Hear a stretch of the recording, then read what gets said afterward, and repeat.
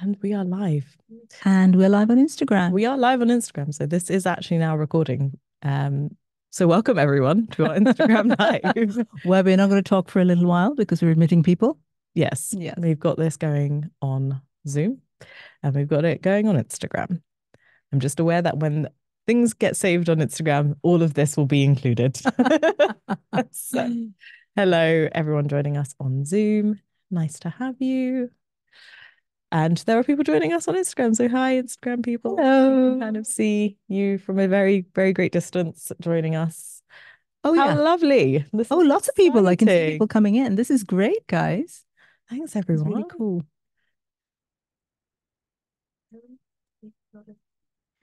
Hello. Hello. Hi, Heather and Erin. Heather. Maria. We've got like loads of things happening, so we can see ourselves in two different places, but the actual camera we're trying not to filming us there. Well. And yeah, I think maybe we should just look at each other. That would be all right. I've got my Remarkable with me for notes. Hi, Sharon. Hello, Sharon. So we're going to give it a couple of minutes, so we can everyone can get in. Yeah. But how are you, Sangeeta? I'm really well. I'm in Imriel's fabulous studio, which is like really professional. We've got lights and we've got we do have all sorts of equipment. And got cameras. Plant. We've got a plant. It's a windowless room, but a plant does exist in the Content is King studio. Yeah. We don't have a name for the plant, do we, Amber? Herbie. Herbie. Herbie the plant. But it's good. I'm so glad that you guys are joining us on a Friday. Yeah, on International Women's Day as well, which is thanks for making this happen, Sangeeta. Sangeeta is the orchestrator of making this happen. We had talked about doing something for International Women's Day. Like maybe the day you talked to you invited us, we were like, we'll do something. Yeah. And then I think we were going to just run office hours, like a little clinic. We probably could still do that, to be honest. And then you said, let's do like a webinar. And I was like, yeah, let's do that instead. That sounds great. I was literally thinking, I want to do a webinar for International Women's Day for women podcasters. And I was like, I want to invite somebody. And there was literally nobody else I could think of but you. Like like you're absolutely very much, part of this. Thank you. Yeah. I appreciate it. I was really glad you asked because we literally haven't worked together on something since we first worked together. Exactly. But we have been, we worked together at the festival in 2022. Yes. But it wasn't the same. It's not as intimate. Sitting across and actually having a chat. Actually having a conversation. So, Amber, do we feel good enough to kick off? The live is, I think it's going to continue. Roll in. So should we just kick off? We should. We can join as we can join. Hello, everyone, and welcome to our podcasting webinar for International Women's Day. This is special for so many, many, many reasons. I think I mentioned on my Instagram live that 6 years ago, Imriel was the first person to hear about Masala podcast. I pitched the idea of Masala podcast to her on the phone. This was before Zoom existed. And got through to Spotify Sound Up, then went on to create the podcast and everything came. And Imriel's the first person who I spoke to. Isn't that amazing? That is amazing. And 6 years later, here we are. It's a full circle moment, really, genuinely. And I remember that your idea was like one of the top ideas. We got so many applications for that first Sound Up. I think it was like just shy of 500, if not around that 500 mark. And I was like, this is completely different. It's completely unique. It feels very special at the time. It's still very special now. And it's done so well. Just see you continually push it out and grow it and go through the Spotify process, go through your independent process. And it's been truly an inspiring journey. And then we had you at the festival, which is also a full circle moment because you attended and then, you were an attendee. You were like someone that came to learn and figure out the craft of podcasting. And then there you were doing a live show, which was probably one of the best received sessions of the day. So that's just big congrats on your journey in this because the industry can be tough sometimes. Gosh, it is. It really is. And I think having other women along supporting you who get it and also get the challenges of it, it means everything. And I think therefore it's really important for me, I think, to have like a women podcaster community. Yes. I read a stat somewhere, and I think I mentioned it on my LinkedIn today, like a third of podcasts are created by women. 50% of listeners are women. So we haven't got enough. We're listening, but we're not creating. Yeah. And we've got so much to say. We do. And we should be creating more. Hence why I've been a big advocate for women not only entering the space, but continually like activating in different parts of the industry, because it's all very well and good to be front of mic, but we love to celebrate people that are producing, people that are sound designing, people that are script writing, and really getting involved in like all aspects of it, because that's what really starts to shape the industry going forward. Because it's still pretty male dominated, guys. There's a lot of room. I won't lie, it's full of white men in suits. It's a lot. I've been in it. This is my 10th year in podcasting, and it has been a lot. To kind of share some of my background for people that don't know me, who might have come through Sangeeta. So I started 10 years ago in podcasting. At the time, I had a co-founder who was really keen on getting like a podcast network started for the UK, and really wanted to focus on Black storytelling at the time. And there was nothing, like it was literally a desert. There were no, like there were just genuinely like very few, if any, people of color doing podcasts in 2014.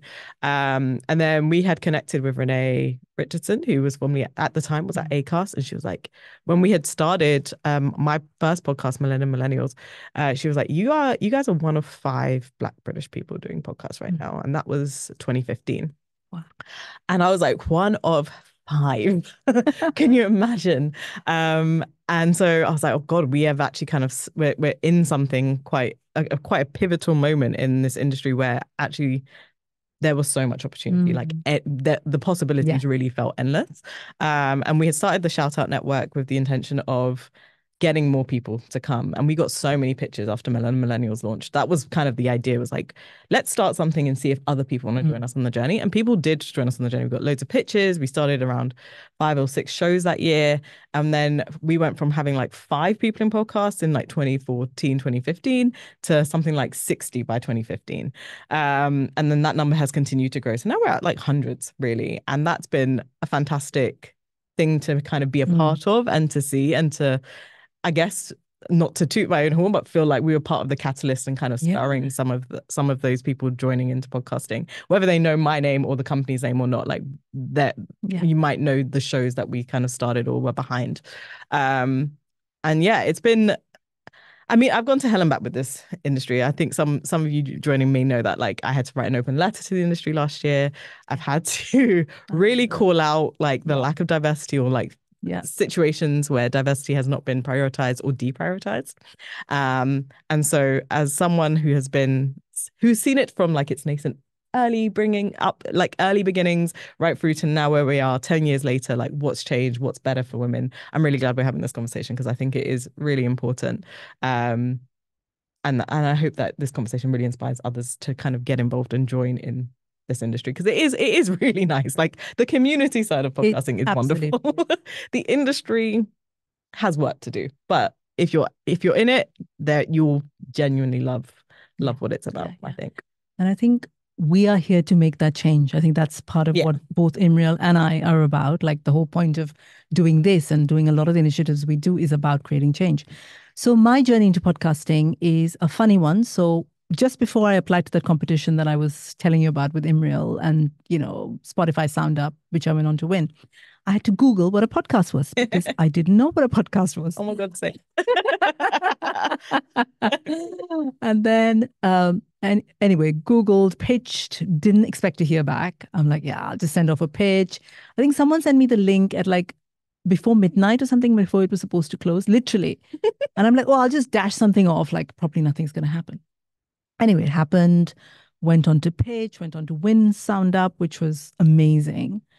And then took another year to create the podcast, because I had to kind of spend a lot of time understanding what it was. Like I was complete newbie. I didn't understand any of the terms or what the kit needed to be or any of it. Launched Masala podcast, which has done really, really well and all organic. And I think to me, that's the beautiful bit. I did what I could. I learned, I talked to people. It's done really, really well. So it's won like, what is it now? 8 awards, I think 6 British Podcast Awards. Big it up. Right? Chick, chick, chick, chick. I hear that. Give it to Amber's them. giving me a clap. I've been on billboards in New York and London and Dublin and Cardiff and Glasgow. Reel it off, Sangeeta. Reel You it know, off. I've been featured in the press. I've been in like BBC, Guardian, Cosmopolitan, loads of cool places. And again, I add, all of it is organic. I haven't paid anybody to do any of this. It's just happened because I think it's so important. I think I say marginalized communities like mine, South Asian women, we are, 2.75 million in this country.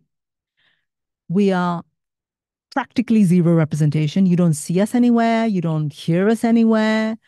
We're definitely not on podcasts. So I think it's so, so important for women to have these spaces and for women of color and people who don't have these spaces to have them. So to me, the beautiful part of my journey for me is the feedback I get. I get a lot of women writing into me. I get people saying, you make me feel less alone. I've had this 18-year-old from India write to me to say, you make me feel less alone. That's amazing. I had somebody who I met for a coffee. I say this a lot because it was like one of those big moments. We met for coffee in India when I was traveling, and she said she plucked up the courage to leave her marriage after listening to the podcast. She's like, I kept listening and listening and listening. And one day, yeah. So, and that happens a lot. And to me, like, I almost choke up like every time I talk about it because this is why I do this. And this is why kind of on days which are tough, and we know there are some tough days where we do. Yeah, we do. We go back, and it's important, I think, to keep doing this, and we'll find ways to keep doing this. So that's kind of my journey from like Googling podcasting to now sitting here with Imriel talking about how to do a podcast. Yep. I guess it would be great because we're speaking about really the confidence and getting started. And actually now we both came at it in some ways slightly similar. Like I don't know what a podcast was, kind of figured it out on the go.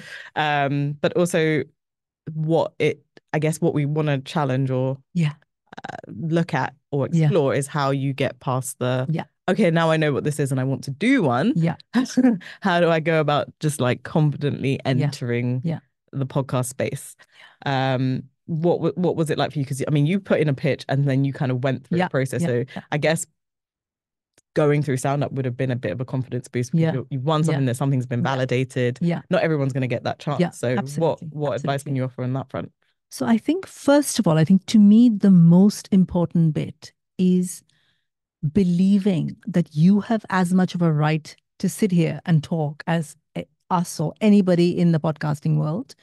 What you have to say has value. What you have to say is precious to a lot of people, will help people, will connect with people. So I think to me, that's the first. So if you have a moment, you're like, okay, but who am I? I think to me, like a lot of women say that, like, but can I really do this thing? Yes, you can. I'm telling you, you can.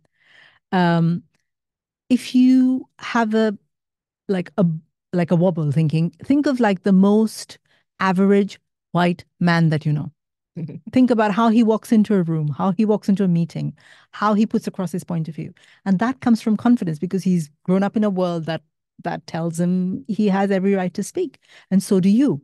So to me, it's like first going inwards and saying that what you have to say has value.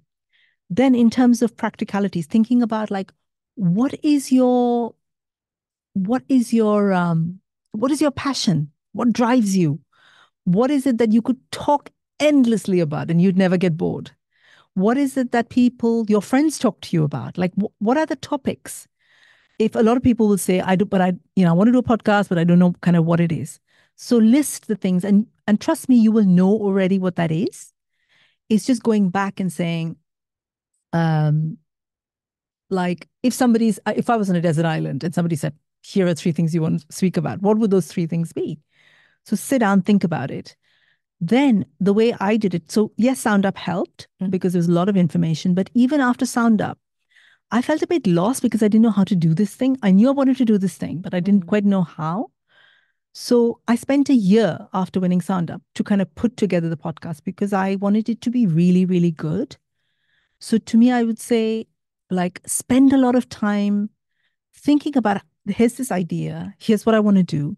Now, what can I do to make it really as good as it can be? And then put it out into the world. Don't just press publish before you've thought about it, talked to people about it. So that's what I would say.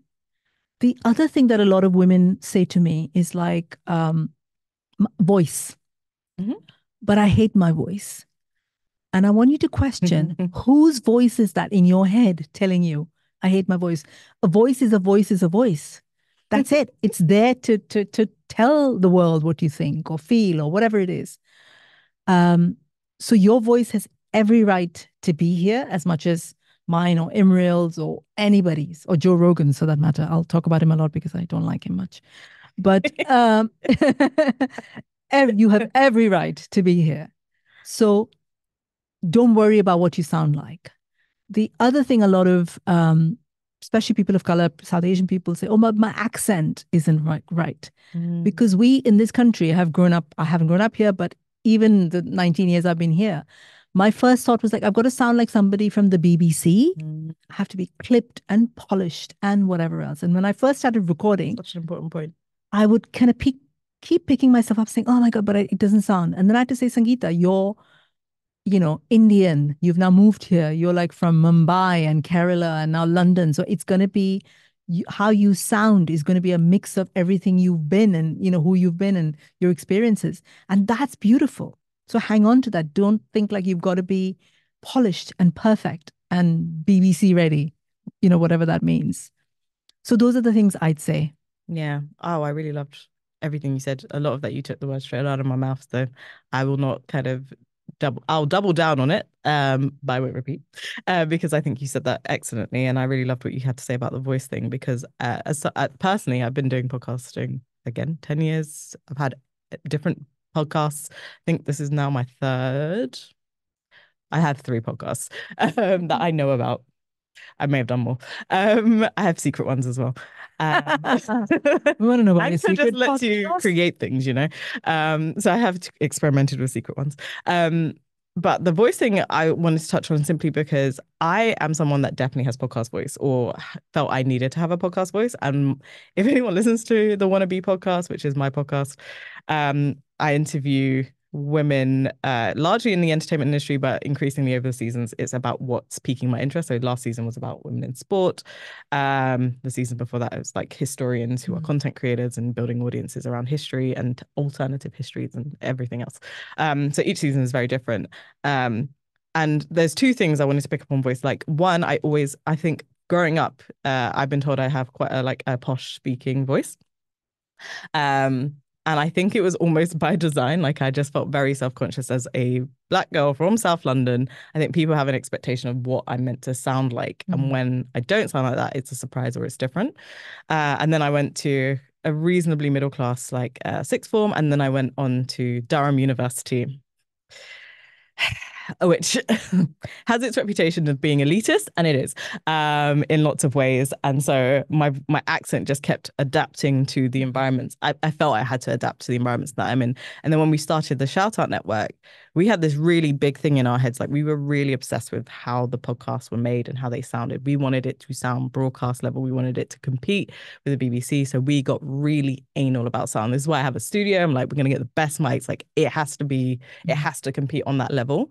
And I'm sharing this to say, like, if you've got to hang up about your voice or how you sound or how your accent might be, like, that's fine. Like, I'm still here. I've done 140 plus episodes. So if you feel like you have to kind of get your Sasha Fierce on to enter the mic, I think that's fine. But also, I would love to like get to a place like where Sangeeta is, like accepting your voice for what it is, the imperfections and the perfections with it. Like, having vocal fry is a thing in America where men have criticized female journalists because their voice like fries in the end of a microphone. It became like a whole phenomenon of like, I can't stand women's voices because of vocal fry.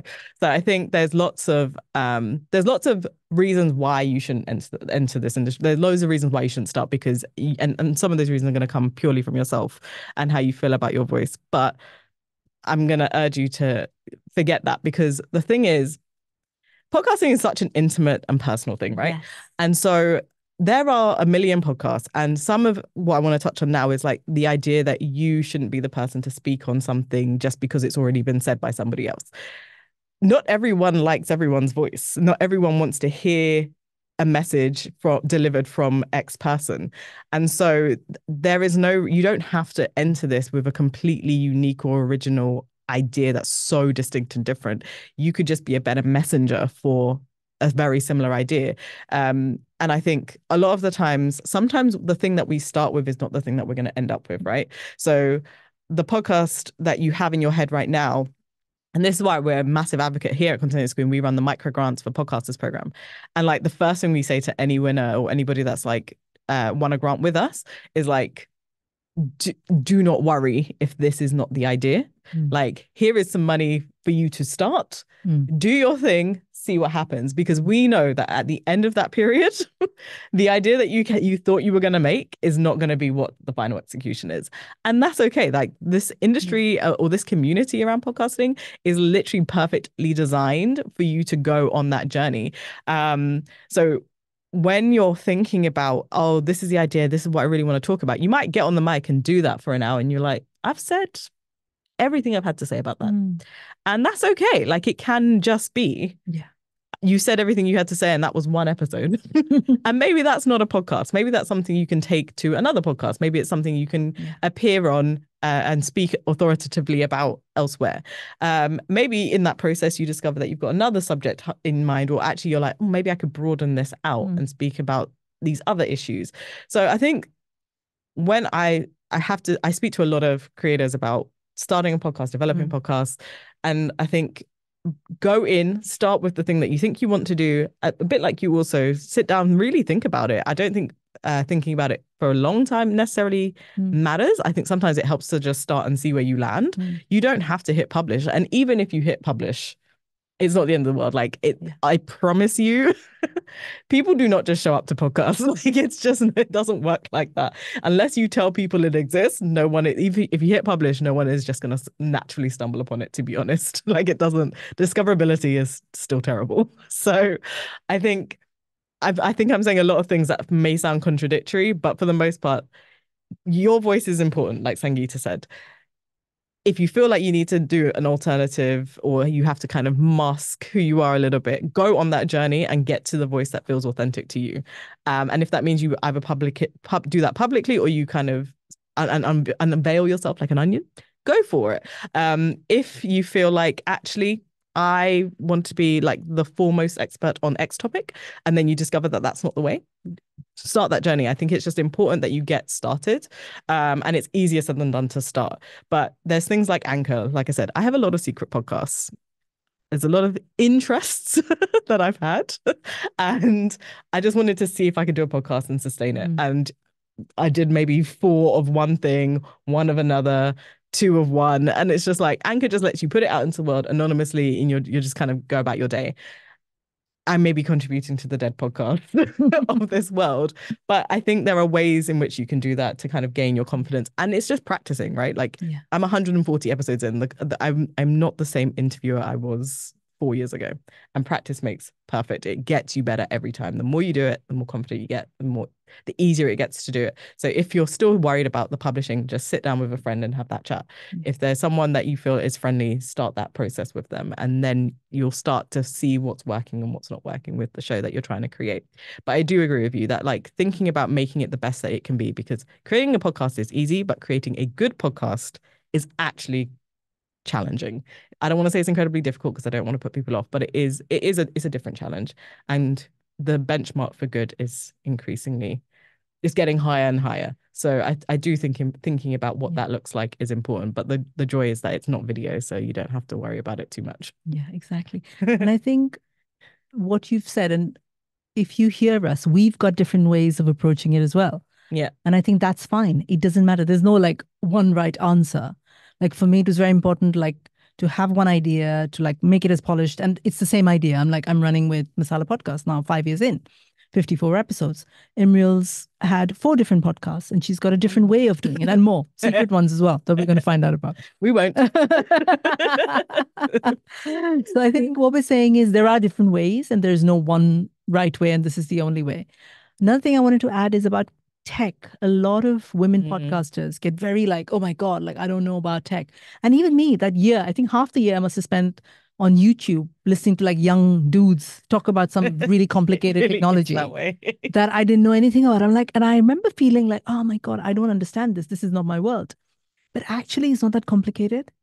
You can write to one of us if you want, like basics, simple mic, and that's all it A needs. really nice USB mic. USB mic will also be fine and it's cheap. It doesn't need to be very expensive. It does not. So don't let the tech scare you, because I hear a lot of kind of women podcasters or people who want to be podcasters say this to me about, oh, but the technology is really, it's not. Just spend a little bit of time, talk to people, and then you'll figure it out. I actually do want to speak on the tech side of things. Yeah. So, because I will caveat this. I cannot edit. I always say this, people, it's not even a secret shame anymore because I'm actually very open that I cannot edit. I do not know how to edit. Amber knows this about me. I'm like, I look at those sound waves on the screen. I'm like, very nice, pretty, love it. Love that for you guys who know how to edit. Biggest commend. Like, I love editors down. I have been very privileged in my podcasting journey that when I started, I was part of a network and there were other people that loved the sound and the production way more than I do, and were willing to do that work. And so when I went off onto my own journey, I knew that I didn't want to do it. And that was something I was going to have to kind of invest in or pay for. And so I've always had editors be a part of my kind of wider journey into podcasting. And so it's always something I've had to budget for because it's just not something I'm interested in doing. And I think that's also another factor is like there are ways to do podcasting free or cheaply if you're willing to kind of put in the work and learn how to do not just like getting a microphone, because there is an edit involved and it's important to edit. I'm not gonna like I genuinely think some of the best podcasts are edited podcasts. They're not kind of just thrown out there. So it is something to factor in or think about because I don't want to say like, oh, you can just kind of get on with it. But editing can be a barrier to entry for a lot of people. There are free ways of doing it. Audacity, you can go onto YouTube and figure out how to like cut. And I know, okay, maybe I know how to cut something. Can I cut beautifully and seamlessly like Amber can? No. Or the editors on our team? No, I cannot. But I can technically cut the word out and then put the thing together. But learning how to do it is a skill. And it takes time, and it can be the most time-consuming part of your process. So thinking about like what is your workflow if you're going to enter, you want to podcast and you want to podcast well, and your kind of plan A version, your heaven sent podcast looks and sounds like this, and your skill set's not up to scratch, then that's where I think what you said around like spending a little bit more time and thinking about like, okay, how do I get from this version that I've got to the version that I want? Yeah. And if the journey kind of requires a little bit more time or investment, then let it take the time and investment, right? Like figure out how you're going to make that work. Because otherwise, you're going to put something out into the world that you're not going to be happy with. Or if you're going to do it, start and then learn on the job and be comfortable with the messiness of that process. Because your first episode, like if I go back to my episode 1, even of my new podcast, and I was like 3 or 4 years into my second podcast, I listen to my episode 1, the conversations are not the same as they are today. They're just not the same. But it's part of the journey, and people love to go on the journey with you. So don't underestimate, like there is a time investment. There can be a monetary investment that you need to make. I, till this day, still have editors, and it's the one thing that I will always invest in because I know the value of a good edit. And I value the good edit. Like I said, I come from a background where the network was so obsessed with good sound that it's now instilled that in me. So if it doesn't sound good, I'm like, oh no, what's going on?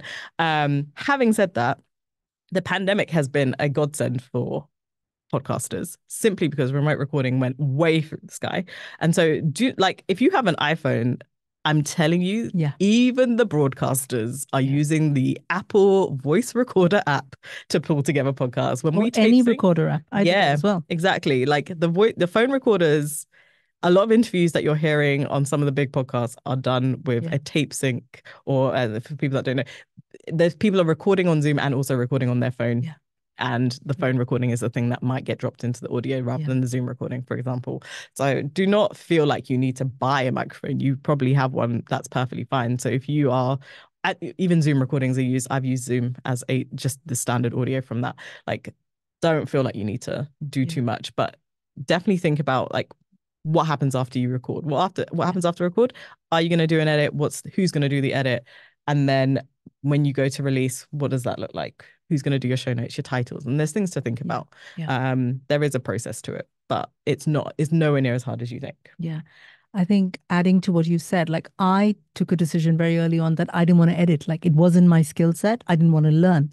I do everything else on Masala podcast except the editing. And I've always outsourced the editing because it it is the difference between a really good podcast and a shitty podcast. And I wanted my podcast to be really, really good.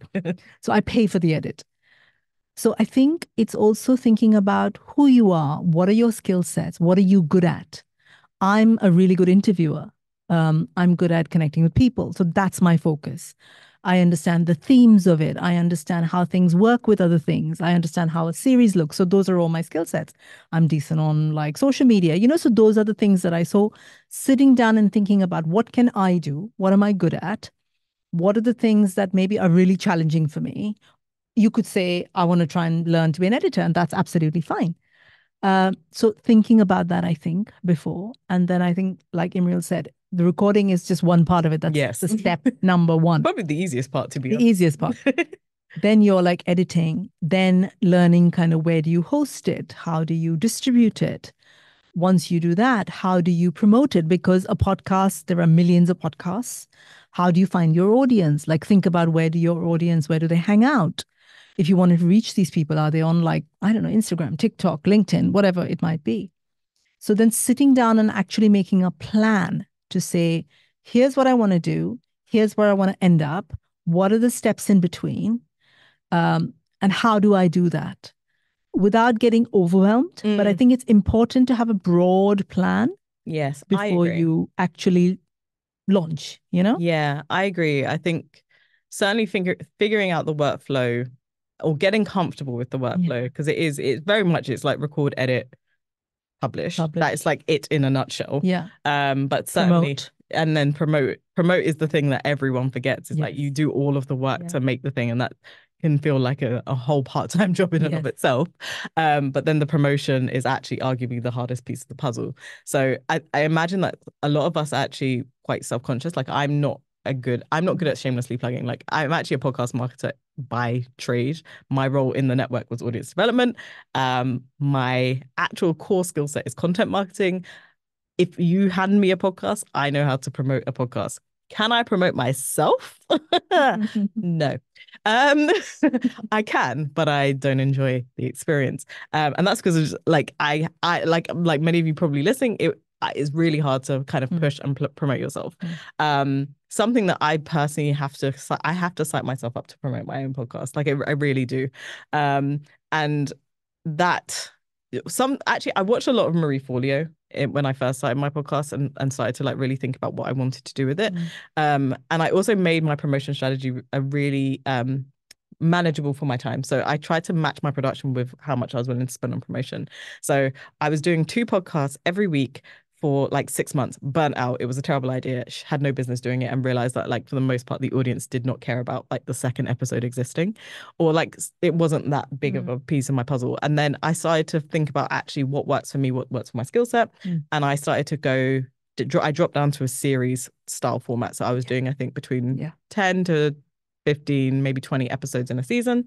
And then I was like, okay, I know that I'm going to bulk record in advance, and then I'm going to give my time to get the images, decide what the audiogram is going to look like. And I just bought myself time by changing my production schedule to give me room for promotion.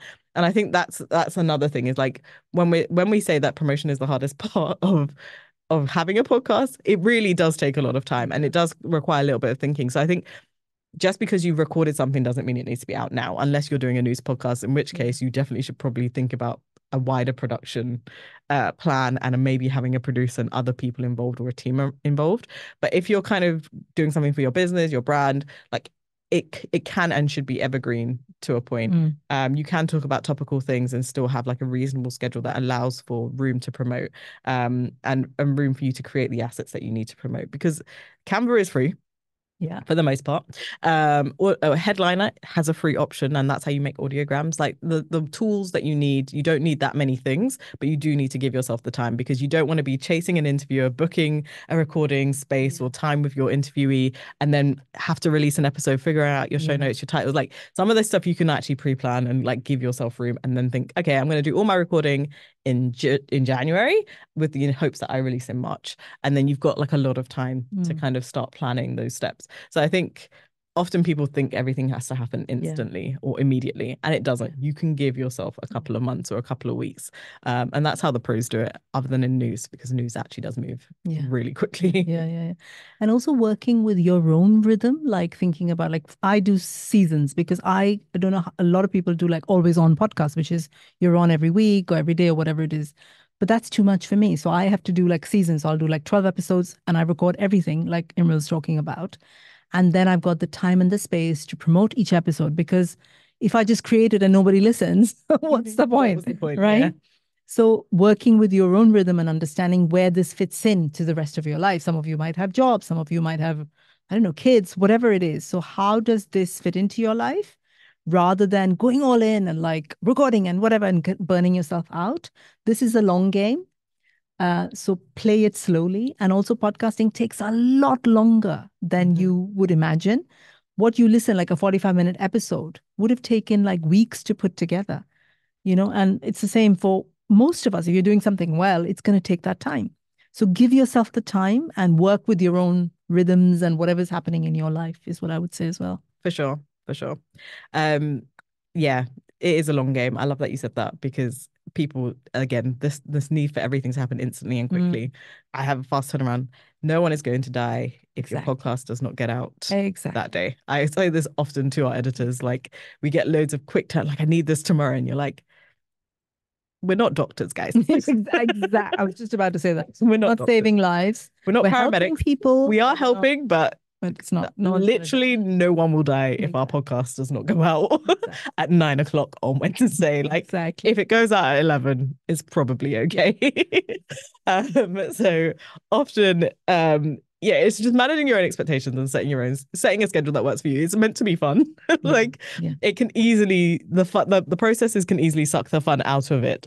But I think the whole point of this session is like really building your confidence in it. And I think the more you know, the more confident you can feel. And we don't know what we don't know. So the more you know, you can kind of confidently start Googling and looking around and creating a process that does work for you. And often we are working with people, we have chats with so many, and we're like, okay, well, when are you thinking of releasing? Okay, September. Okay, well, give yourself around 6 weeks then.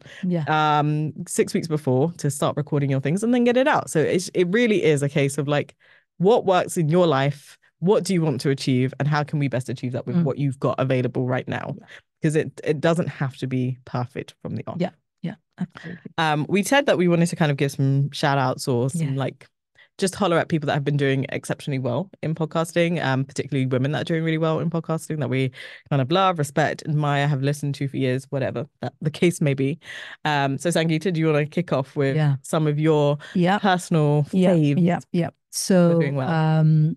Brown Girls Do It Too, is another South Asian, female-led podcast. A lot of time for Poppy and Rubina. If they do an amazing podcast. Again, they've won a bunch of awards. They've been going for, I think, a similar time to me. So they've done really, really well. So check out Brown Girls Do It Too. In terms of sheer money, Alex Cooper, who does a podcast called Call Her Daddy, has just, I think she makes something like 60 million a year. Jesus. Yeah. Ooh. So she's literally below Joe Rogan, of course. She's the highest paid female podcaster in the world. And if you listen to, I think she just started recording in her bedroom. I think she was just talking about her relationships, and I've listened to a couple of episodes. It's quite chatty, intimate, a lot of detail about her life and her journey. So yeah, it's possible. I'm not saying all of us, I would love all of us to make 60 million, but it exists. Use a chunk of that. It exists. Another kind of OG podcaster, Guilty Feminist, Deborah Francis White. Deborah is great. Is absolutely great. And to me, she's the first kind of female podcaster that I'd kind of come across years ago. Serial is how a lot of us started listening to podcasts. But then Deborah came along and I was like, oh, this is interesting. Women, you can talk about women things on a podcast. It was the first time it had occurred to me. And Deborah's still going. The Guilty Feminist is still going. I've been to a couple of their live shows. They sell out like Royal Albert Hall. It's insane. So, you can, if we're looking for inspiration for kind of women podcasters, they are out there. Like, so to me, they are the top 3 or 4 that I can think of. I think Imriel's got a few more. I do. I wanted to say that, women in podcasting, we're here, right? So we exist. Yes, we do. Obviously.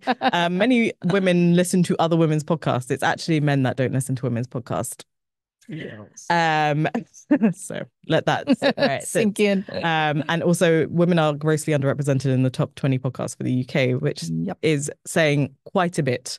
There are a handful, and even of those women that have kind of pushed through to the top 20, it's still like largely unrepresentative of like the actual industry that we occupy as like people of color, women of color. So yeah, take that where you. Let's just caveat that. Serial was my first podcast, and Sarah Koenig is literally the woman. She made podcasting what we know it to be today. Like she is the reason that it is a big industry, and it was a woman. She is a woman who did that, and yet we still people need to hand that woman her flowers. And so Sarah Koenig and Serial was literally a life-changing and pivotal moment for me in terms of how I entered the industry. The person that also really changed how I viewed podcasting and what I could do in the space was Crystal West, who does The Read with Kid Fury. She is a queer Black woman. And they were talking about being queer, being Black. They were talking about pop culture. It was gossipy. It was naughty. They were swearing. They were just saying everything. And I was like, people can say this stuff out loud to public. I'm here listening in London. I was shocked. Like, I was genuinely like, I did not know you could be so free. And that was eye-opening for me. So mad respect for Crystal. And Kid Fury, really, but really Crystal was like a great voice for me in my early days. And there's loads of people that I really love in podcasting. I want to give a shout out to Dr. Chantel Lewis, recently doctor. She does Surviving Society. I've known about this podcast from very early on. They've been going for a really long time, actually. And it's about the politics in the UK, specifically focusing on race, gender, the intersections in politics and sociology and academia.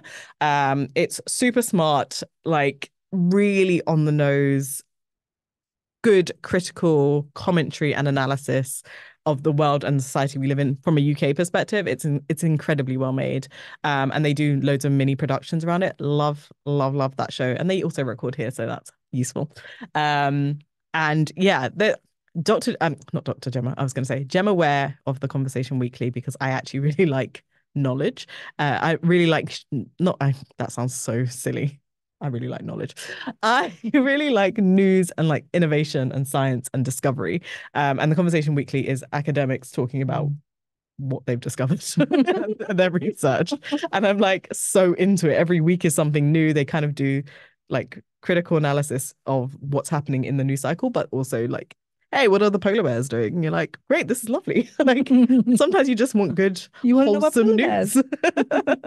So there's loads of people doing really great work in podcasting, and I guess like what we want to demonstrate is that they're really varied. You don't have to just go onto podcasts to talk about women's things, obviously. And I'm sure that's not like that's obvious. And you don't also have to go onto podcasts to just talk about yourself or your experiences. Actually, you can talk about literally anything else. In fact, I almost encourage you to think about beyond yourself what interests you, what is it that you're watching, reading, consuming all the time that really kind of excites you and thrills you. Because I would love to see more people talking about anime. I'm not into anime, but I would like to see some podcasts about that from people that aren't traditionally into anime or aren't traditionally into history, because history podcasts are largely dominated by white men.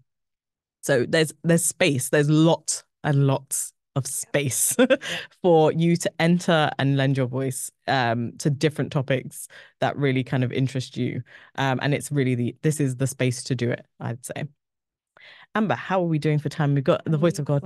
15, right? We've got 15 minutes. We can move on to Q&A. Yeah, let's move on to Q&A. And then we can share some resources towards the end. All right. If you're on, I think things are coming through on Instagram. Yep, you can see that? Yeah, so hello everyone, I'm the voice of God, Amber. You can't see me, but I am here. Okay, fab. I'm going to take a question first from also really lovely in the chat. Everyone's like, people are talking to each other and it's really sweet to see everyone getting advice from each other. It's really lovely to see. And people are connecting and it's really lovely and it's making my heart swell. Okay, first I'm just looking at Instagram really quickly. We've got a question from Aranda Charlotte. What advice do you have around boosting listenership? The main thing holding me back is thinking I'd put so much into a pod and then it just shouts into the ether. No one listens. Ooh, it's a good one. Go on, Sangeeta. I'd say think about, I used to work in marketing for too many years. The first question you ask is, where are your people? So the podcast that you're creating, who is it for? Where do they hang out?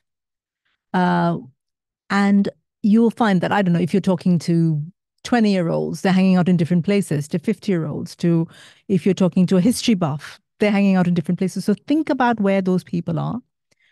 Think about, what does your podcast serve in their lives? Like, what is it? What does it give them? Is it information? Is it inspiration? And you will find what the answer is. So keep it. Podcasting is really great when it's niche and it's targeted. And if you approach the kind of discoverability of it, like who's going to listen in that same way, rather than just creating a thing, putting it out there and hoping that people listen. That doesn't happen. I wish they did, but it doesn't. So really thinking about, who's your audience? Where do they hang out? How does your podcast serve them, as 3 kind of points? Thinking deeply about it, and that'll give you the answer. I'll touch on this with my podcast marketing hat on. So there are a few other ways, include like podcast swaps. So I think Tink Media have a really good podcast swap database. It's largely US focused, but nothing's podcasts are global, so do your thing. But finding similar podcasts with similar size or similar subject matter. Usually most podcasts will have like a recommended for you section. You can kind of see what other people who listen to your podcast are also listening to. Reaching out to those podcast hosts and saying, hey, do you want to do a trailer swap? And you put a trailer on their feed and they will put their trailer. You take their trailer and put it on your feed and they'll do the same. Or you can both do like a shout out on your next episodes. So that's another great way to get in front of other ears. Something you can also do is reaching out to your host. So if you're on like an Acast, a Libsyn, a Blueberry, whatever, they all have relationships with the distributors. So the Spotifys, the Apples, the Pocket Cast, the blah, blah, blah. You can reach out to those. One, Apple has a public open form. So just put like Apple podcast promotion and the form was there. You can just fill it out and request promotion on the discovered page.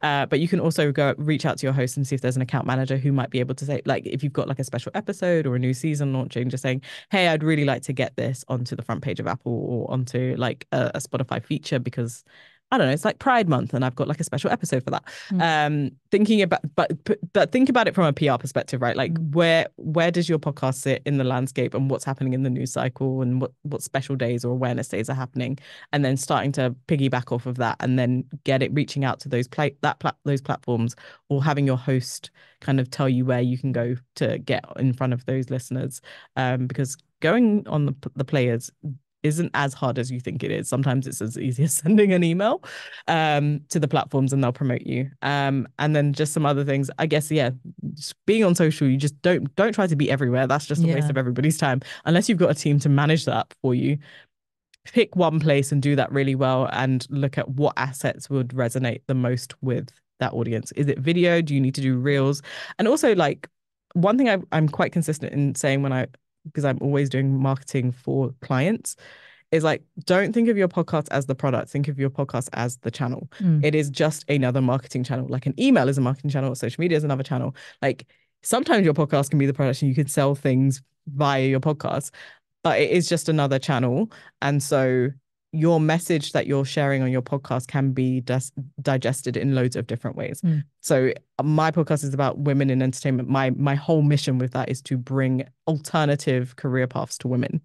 I don't need, like, people don't need to listen to the podcast for that message to be spread and for that person's work to be showcased. I can showcase that on Instagram by like showing a snippet or giving that person's bio or a summary of our interview. I can do that in a blog post. I can do that via an email newsletter. So there's different ways that people can consume your content without it necessarily being like a cold, hard listen.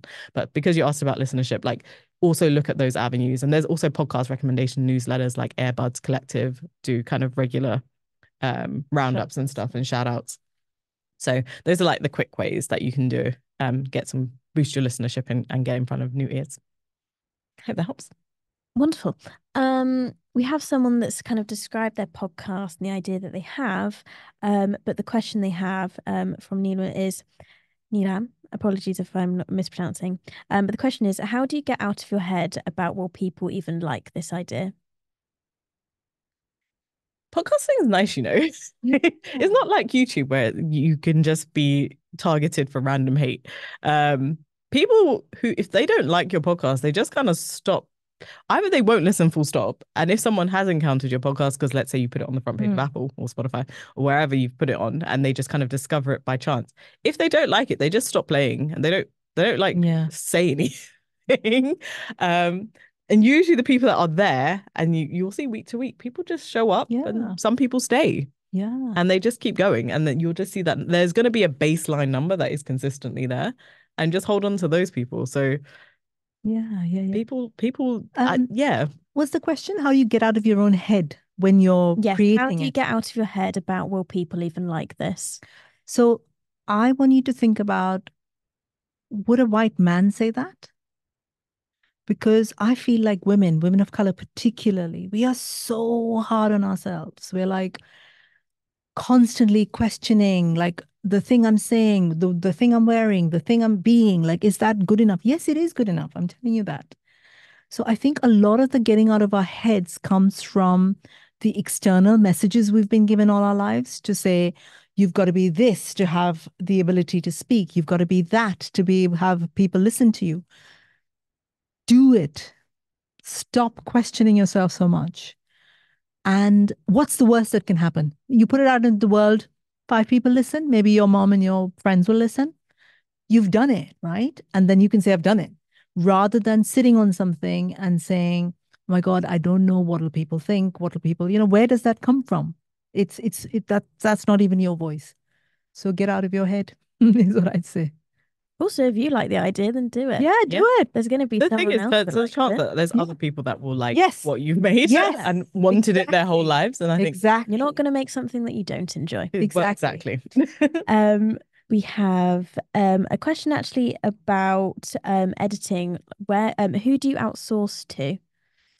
Well, when it comes to editing, here at Content is Queen, we have a team of editors and people regularly edit with us. In fact, I think we're almost at capacity on taking on new edits. We're actually bringing on someone else to help with that because we are regularly asked to edit. So we are a source. If you're interested in editing, Content is Queen is a place that we can do that. But Sangeeta, you have a person. So I've kind of looked around and I've got like a list of people that I work with normally. But there's a really good resource, we didn't get to the resource section, called UCAN, UKAN, which is like a Google group and anybody can join. And there's every single day there are people in there who are like, I'm an editor, this is what I charge, this is what I do, or people, ask for guests or whatever. So there are loads of resources out there. We can, if you want to connect with either of us afterwards, you can kind of ask us and we can send you those. So it's really easy. It's not that difficult. Yeah, no, it's really easy. I've always just had editors around. And we try to make it, at least here, we definitely try to make it affordable and accessible for even like entry-level podcasters. So we have bundles and we have membership options that make it affordable for you to kind of do everything, because we're trying to be a community that enables as many people to enter, especially people that really care about the output quality. Not everyone cares about it, so if you really do care about it, that we're kind of like a nice middle stop for folks that do want that little extra razzle dazzle on the old podcast. also as the voice of God here. Other editing like places you can reach out on. There's a lot of Facebook groups which are really useful. Yeah. Sound Women Network is a Yeah. great one. Great community. Also a great place for like looking out for editors. Audio Drama Hub on Facebook too. There's also the Audio Girls, and also when you like link up to these groups, it usually suggests other audio groups Yeah. that you can jump onto. Mhm. Another question we have here is, hi folks, I would love to know from Nishita. Hi folks, I'd really love to know how one navigates performance pressure. The minute we are live, I end up choking up. Even though I'm a researcher and I'm comfortable in this field, I just go blank when it is my turn to speak. Was hoping if you have any tips on how to address this. Oh, ask for the questions in advance or the talking points. Yes. I think I experience that only when I feel unprepared or underprepared, right? Like I think that's usually the case. Is like Yeah. even with best preparation, that can still happen. Then I can appreciate that that might be the case for you, but go in as prepared as you physically can be. Some podcasts are actually quite hard. Like they give you full blown homework in advance. And in those situations, I'm like, oh my God, I'm gonna have to spend like half a night pulling together my answers and my talking points and go with a notebook. I have my Remarkable with me on deck all the time with talking points. And like if it's your turn on someone else's podcast, it's your podcast, just have those talking points, know what things you want to say, have the articles ready on a laptop. It's a podcast, right? Like you can have like I could have sat here with my computer. Like it's not the end of the world to have these things and making yourself feel comfortable by having all the information that you want to hand. Also, because it's a podcast, things typically get edited. So if you have to pause and say, give me a second, I want to make sure I get this right, and pull up the information that you need, you can do that. It's all fine within this space. But going live, I think, is a different kettle of fish. So I would say try and prepare yourself as much as in advance, whether that's requesting the questions and having your answers noted down and just having them in front of you. And also trust that a lot of podcasters, even like the most successful, the biggest ones, have, bloopers. Podcasts are very forgiving. Like even I recorded with like a really high profile, Hollywood actor. And I always send like points before to say, please, can you ensure blah, blah, blah, blah, blah. No pets are in the room. Her pet was in the room and started to bark. So we had to stop and say, okay. And then you edit it out. So the beauty of it is like you can edit stuff out. And I think like Imriel's already said, and I do this as well. I always have my phone with me with like the notes on top. So that when I'm speaking, it's like something that's short. So I'm like speaking and I can look at the camera, but I can also look at this without it being too much of a fuss. So make a few notes. It doesn't need to be like long and complicated, like just the top points. So that then when you're speaking, you're not worrying about it. Another thing I'd say, and I've done this in the early days, is like do some breathing exercises. So like before you start, like our bodies kind of carry. So when we're stressed, like the breath is short and then you're like stressed. But if you kind of do a couple of breathing exercises, calm the body down, chances are when you're live, like the stuff is going to flow through easier. I hope that helps. Lovely stuff. We also have a question over here. I'm going to say one more question because it is almost 6 p.m. We've got a question from Stacey Barag. I hope I'm saying your name right. Apologies for not. They said, thank you so much for this conversation. My question is, how do you take your podcast internationally? Ooh. I mean, you just put it up. I'm joking. No, but when you say, what do you mean by that? I would like take it to other countries. I can answer that actually. I have taken Masala podcast to the US. The last season was US focused. And the beauty of it is like you can release it anywhere and you can say that the audience is in the US. So I chose the US because my Masala podcast audience, there's a lot of South Asian female community in the US and I wanted to talk to them. But I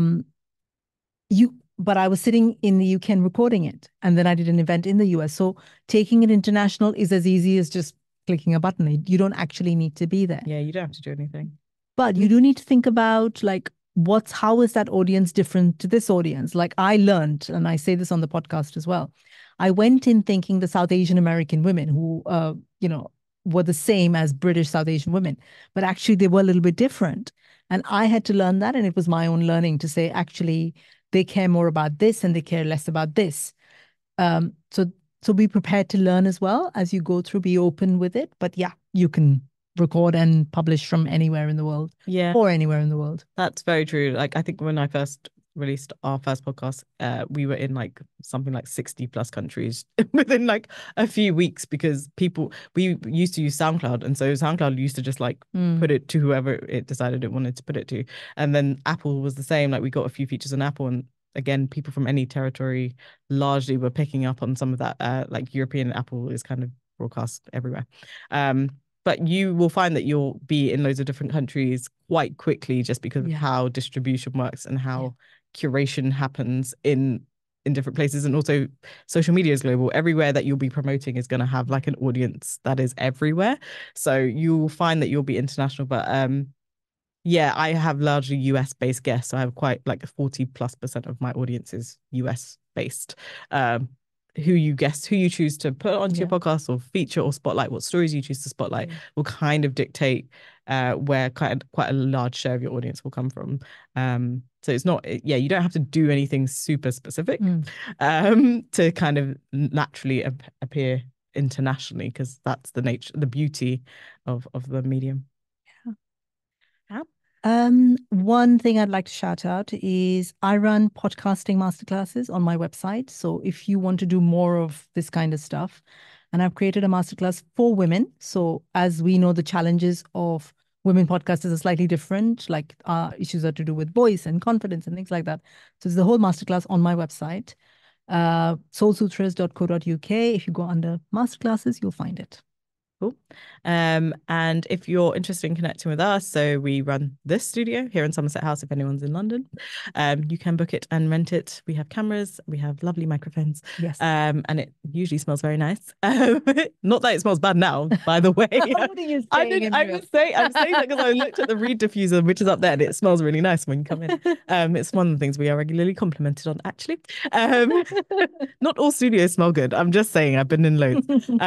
So we run this studio here in Somerset House. Like I said, you can kind of get in touch about production related queries, whether that be editing or you need more support in other ways. We also run the International Women's Podcast Festival, which is back in October. So keep an eye out for that, because we'll be sharing some really big announcements in the coming weeks. But because it's the International Women's Podcast Festival, if some of you are already here, if you're here and you already got a great podcast, speaker pitches are open until the 13th of March, so Wednesday, I believe. That's my child's birthday, so yes, Wednesday. So if you have like a really great idea that you think would be useful for other people in podcasting to hear about, please do put in a pitch. Otherwise, do come along. It is a really great place to connect and learn how to podcast, but also to collaborate with people that are already in the industry, and new people that are entering. And it's just it's such a lovely environment, honestly. And it's really great to kind of connect with women who want to do as well as you do as well. So that's all I have to plug. Our website is contentisqueen.org, because you did do your website and I almost forgot that. And you can also follow us on socials. Content is Queen. It's at Soul Content is Queen Sutras. HQ.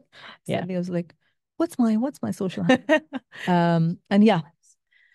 Amber has put all the stuff in the chat. So there we are. And everyone who's watching on Instagram, you are already on us. Exactly. So exactly. Thank you all for being here. Thank you, Sangeeta, for organizing. You are very welcome. This has been wonderful. This has been such a lovely conversation. And like, I'm so happy that we can do this as like women. We can sit and we can create like the space here, but also, wherever you're watching on Zoom and Instagram. And the more of us that do this, the more of these spaces we own, I think. So this is very, very important. So thank you so much for turning up on a Friday evening. Yes, thank you for being here with us on a Friday. And you can always connect with us. You know our kind of where we are. So if you have any questions, feel free to shoot them. Perfect. Thank you so much. Thank you, guys. Bye. Bye. I'm just going to reach over and end things. Apologies. And then we will